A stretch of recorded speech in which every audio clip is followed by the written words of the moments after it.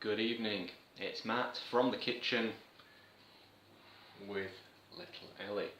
So there's lots more stats out there, articles every single day about stress and mental health, mental well-being, people suffering with these things. And if we think about workplaces, people are suffering with back and neck problems, with stress, they're off work, the absenteeism issue, and then there's the being in work and the presenteeism issue. So people are actually in work, but then I don't know, statistics, I never remember all the finer details of these. You can find it on the internet, on Google, but 45% of the workforce are not working efficiently in the workplace because of issues with stress.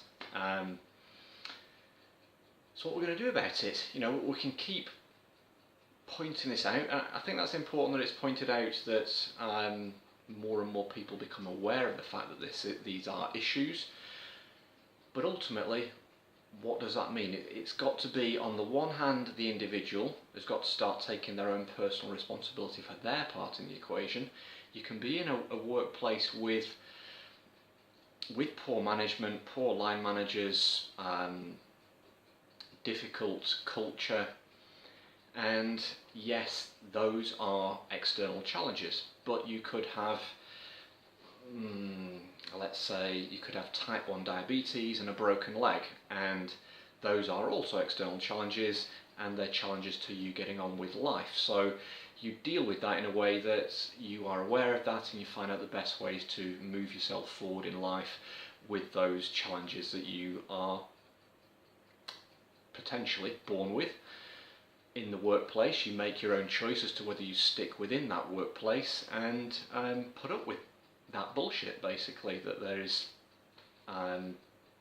crappy culture, poor line managers, possibly bullying, and whatever else it might be, or you choose to look elsewhere to find a better place of work, or you choose to work on yourself so that you are not impacted and affected so much by the fact that this stuff is going on. So you find your purpose for why you're in that workplace and the work that you want to do and want to do well, and you look after yourself, your mind and your body, so that you function well, you are resilient, you are strong, you are healthy. And there's this whole mind, body, spirit connection. A lot of people don't like talking about the spirit aspect of it, so we don't need to go into that too much, but the simplest way to think about the spirit is to think about purpose. So if we have a purposeful life, or we find a mission for ourselves in our life, and there are different ways of contemplating that and working that out. The simplest possible thing could be creating a personal mission statement.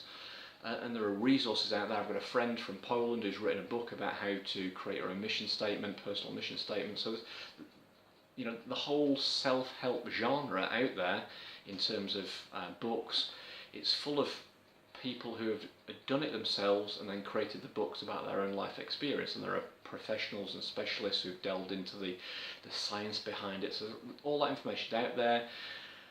But to find your purpose, we all have a purpose, and that's sometimes hard to understand and believe. It depends where you are on your sort of personal development journey. But if we can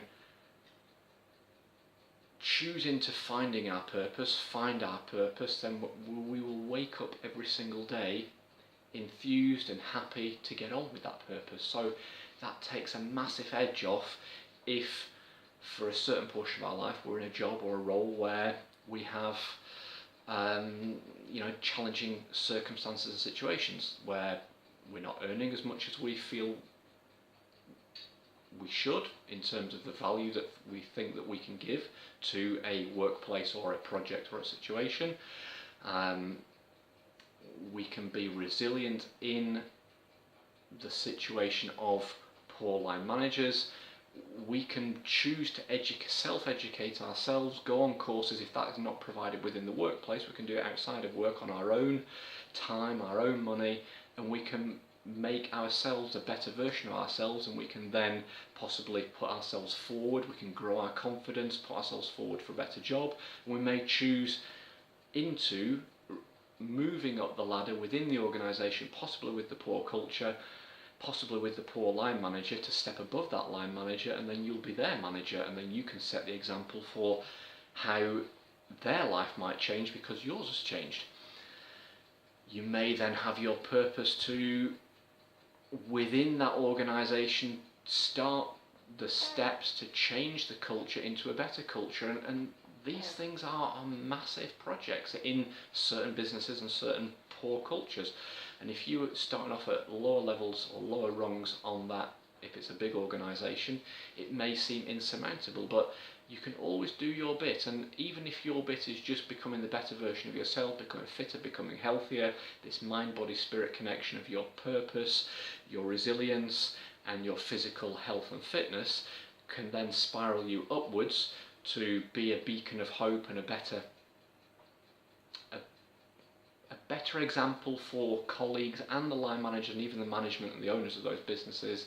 Then you are only doing a good thing for yourself and everyone else around you. So I can't even remember what I want to start this conversation about, but I think that's enough today. It's a 6-minute video.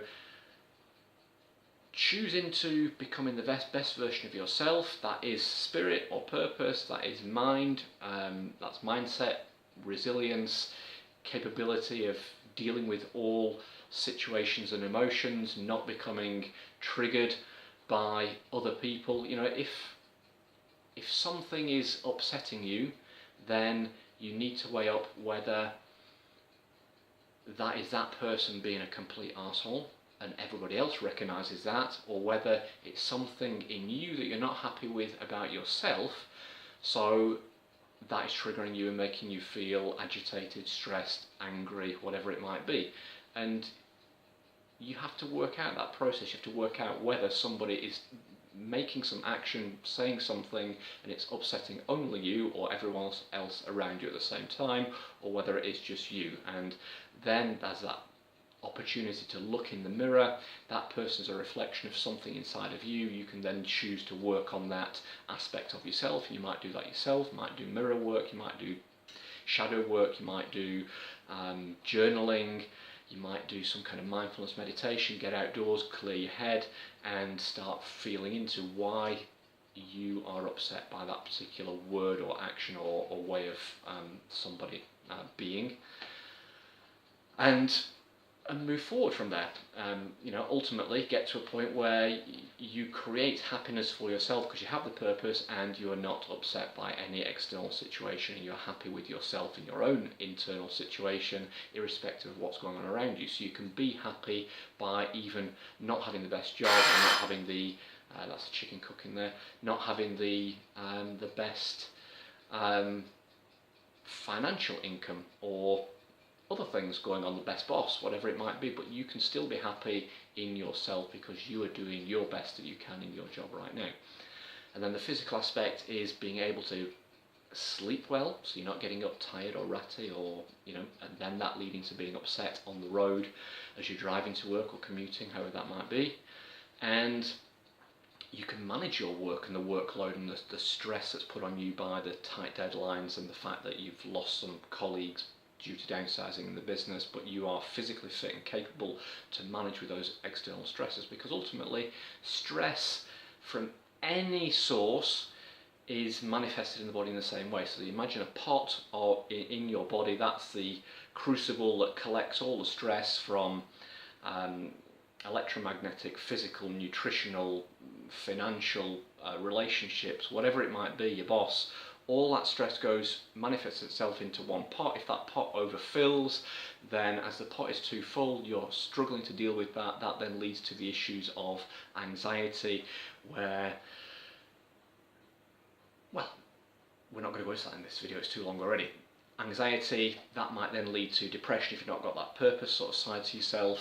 So again, it's all boiling down in this video to self-responsibility, taking action, taking small steps for yourself to put yourself in a better position to enjoy your life better. So I hope that's been useful for you. If it is or has been, then comment below. If I can speak about anything that might be a challenge or struggle for you at the present time, then I'd be happy to receive comments and happy to have a go at giving my viewpoint on that experience, things that I may have done or know that clients have done to move themselves forward away from struggles and challenges. So thanks very much for listening.